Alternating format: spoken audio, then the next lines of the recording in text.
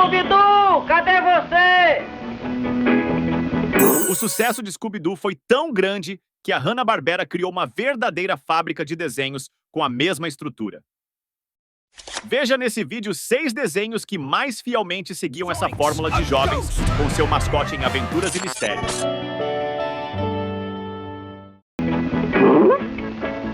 O precursor disso tudo, Scooby-Doo, cadê você? Surgiu em 1969, unindo comédia, suspense e juventude. Apresentava um grupo de jovens e o adorável e covarde Scooby-Doo, um dog alemão que se mete em confusões ao lado de seu melhor amigo, Salsicha Rogers, ambos unidos por um apetite voraz e um medo sem limites desvendando mistérios a bordo de uma van colorida. Tornou-se um fenômeno cultural, gerando múltiplas versões, filmes e um legado que dura até hoje. Sua estreia no Brasil aconteceu em 1972 pela então influente Rede Tupi. A dublagem foi realizada pelo saudoso estúdio Dublação Guanabara, com a incrível dupla Orlando Drummond como Scooby-Doo, em uma atuação que o levaria ao Guinness Book por dublar o personagem por mais de 35 anos. E Mário Monjardim, o mestre do improviso, como Salsicha, com seu inconfundível sotaque caipira e voz arrastada. Vai lá ver o que é, Scooby. Não se preocupe, eu estou bem atrás de você. Muito obrigado. Salsicha! Olha eu aqui! Que prazer ver você, Scooby-Doo! Há quanto tempo que eu não via você, meu filho? Por onde você andava, meu filho? Andava por aí, não podendo ver um poste.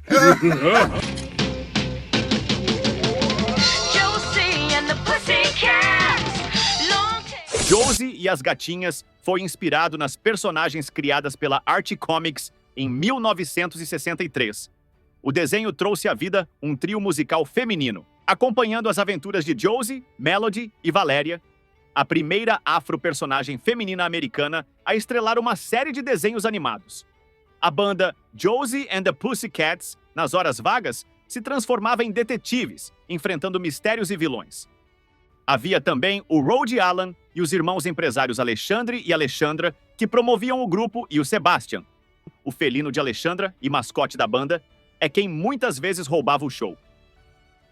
No Brasil, a série foi exibida pela primeira vez em 1972 na TV Rio, recebendo a excelente dublagem da Cine Castro. Josie e as Gatinhas. Versão brasileira Cine Castro, Rio de Janeiro e São Paulo. Com vozes que incluía nomes como os de Neuza Tavares, Mara de Carlo, Antonieta de Matos, Miriam Tereza, Glória Ladani, entre muitos outros, que marcaram uma geração de telespectadores. Ah, isso é que é vida. É tão relaxante. E tão romântico. E tão enjoado. Isso não é conosco. Ah, sim, é que eu esqueci de dizer, eu não tinha dinheiro para as passagens.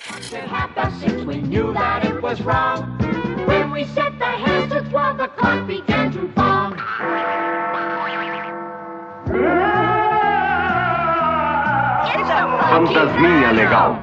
Fantasminha Legal, ou The Funky Phantom, de 1971, é talvez o clone mais próximo de Scooby-Doo.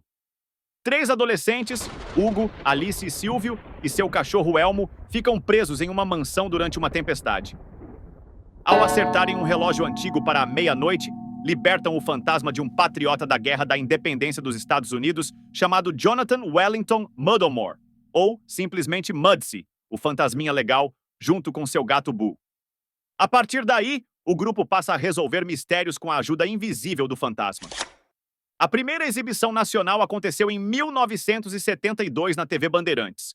Depois, ao longo dos anos, passou a ser exibido em outras emissoras. A versão brasileira foi realizada pelo estúdio Cine Castro, Rio de Janeiro e São Paulo. Fantasminha Legal. Versão brasileira Cine Castro, Rio de Janeiro e São Paulo. Mudsy foi dublado por Luiz Carlos de Moraes, conhecido por dublar seu siriguejo na animação Bob Esponja. Pare com isso, pessoal. Não fale comigo todo mundo de uma vez. Ei, cuidado com aquela... Chave, Chave, soquete, soquete, um apertão, peças, pneus, carroceria e speed buggy.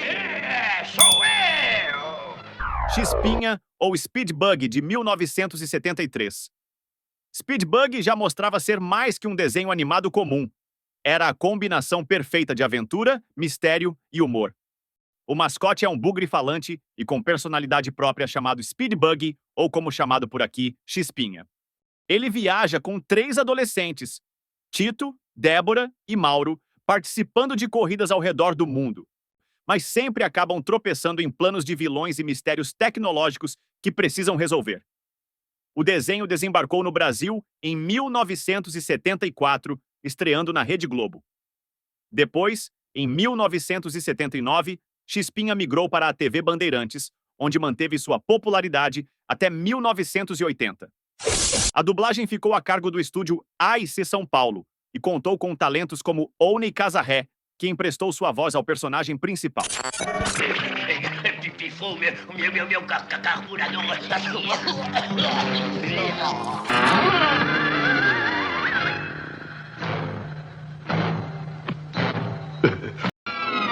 Goober e os Caçadores de Fantasmas. Goober e os Caçadores de Fantasmas. Goober and the Ghost Chasers, de 1973.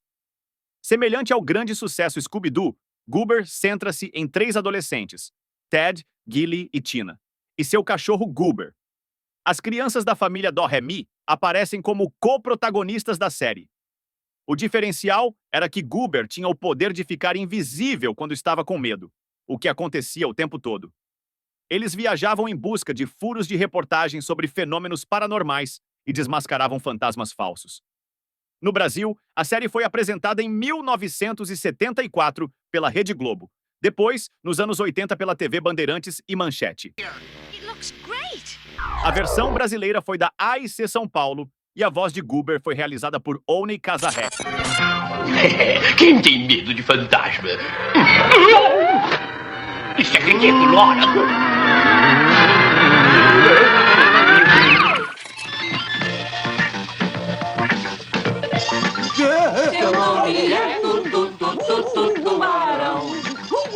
Tutubarão, ou Jabberjaw, de 1976. A fórmula foi levada para o fundo do mar em um cenário futurista. Tutubarão é um tubarão branco medroso e atrapalhado como o Scooby, que toca bateria na banda Os Netunos. Ele viaja com 4 jovens, Biff, Leila, Bolha e Linguiça. O grupo resolve crimes em cidades subaquáticas enquanto tenta fugir de vilões marítimos. No Brasil, o personagem chegou em 1977 na Rede Globo. Nos anos 80, o desenho migrou para a TV Bandeirantes. Nos anos 90, foi exibido pelo Cartoon Network. Nos anos 2000, voltou a ser destaque na televisão aberta pelo SBT. Tutubarão conquistou não só as crianças da época, mas também várias gerações seguintes, em grande parte graças à sua versão brasileira realizada pelo estúdio Herbert Richards. Versão brasileira, Herbert Richards.